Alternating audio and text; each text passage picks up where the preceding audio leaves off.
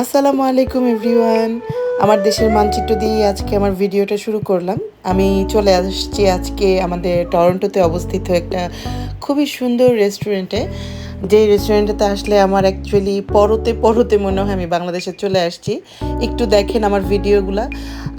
এই রেস্টুরেন্টের যেই মানে সাজানোর যে ব্যাপারটা আমার কাছে এত ইউনিক লাগছে। এটা কিন্তু একটু পুরনোই রেস্টুরেন্ট, এমন না যে নতুন। টরন্টোতে যারা আছেন তারা সবাই মোটামুটি চিনেন এই রেস্টুরেন্টটা। তবে আমি যতবারই যাই মানে ততবারই আমার ভালো লাগে। মনে হয় কি এই যে ছোট ছোট জিনিসগুলো দিয়ে যে রেস্টুরেন্টটাকে সাজাইছে, এটা আমার খুব প্রাণের, আমার খুব কাছের। এবং সব কিছু মিলায়ে, যেমন ধরেন যে সাজানো, তারপরে সব কিছু এলিমেন্ট, মানে এগুলো সবই হচ্ছে কি আমার বাংলাদেশকে ধারণ করে টাইপের। আর ওই যে একটা কোণা দেখতে পাচ্ছেন, এই কোণাটা নতুন সাজাইছে মনে হয় ভ্যালেন্টাইন ডে উপলক্ষে। এই কর্নারটা দেখলে আমার কাছে মনে হচ্ছে যে কারোর সাথে বসে বসে চুপি চুপি প্রেম করা যায়, এরকম একটা কর্নার। খুবই সুন্দর লাগছে আমার কাছে। এবার যে কি বলবো, এই আর্টটা যে করছে সে খুবই ইউনিক একটা আর্ট করছে। ছোট ছোট ফ্রেমে করে বাংলাদেশের সব সব রকমের মানে এলিমেন্ট এখানে রাখছে। এটা ভালো লাগছে, এটা খুব ভালো লাগে। আমি এখানে খুব প্রায়ই আসি। আমার খুব মানে স্পেশাল ওকেশন হলেই এখানে চলে আসি।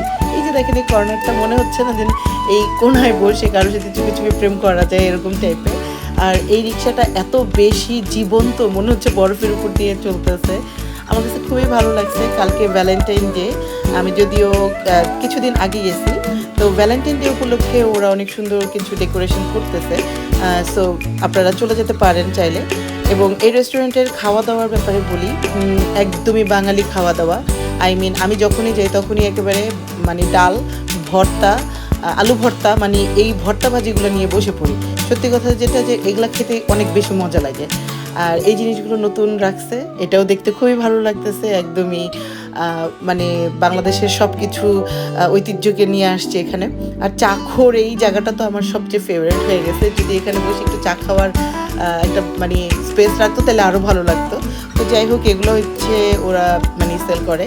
তো এবং সব সময় এই রেস্টুরেন্টের ভিতরে শুনবেন একদমই বাংলাদেশের সেই প্রাচীন প্রাচীন গানগুলো, যেগুলো শুনতেও ভালো লাগে। আর পুরো রেস্টুরেন্টের পরিবেশটা খুবই ভালো। আমি প্রত্যেক রোজায় রমজানে একবার করে হলেও এখানে যাই। আমার এখানকার ইফতারিটাও খুবই ভালো লাগে, ওদের বুফে ইফতারি থাকে, তো ওইটা মিস করতে চাই না। তো ভ্যালেন্টাইনের এই যে ছোটোখাটো ডেকোরেশন, এগুলোও ভালো লাগতেছে। ভ্যালেন্টাইন ডে উপলক্ষে অবশ্যই চলে যাবেন।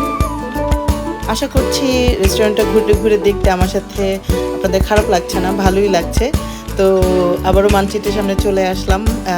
সবসময় এই জায়গাটা আমার খুবই প্রিয়।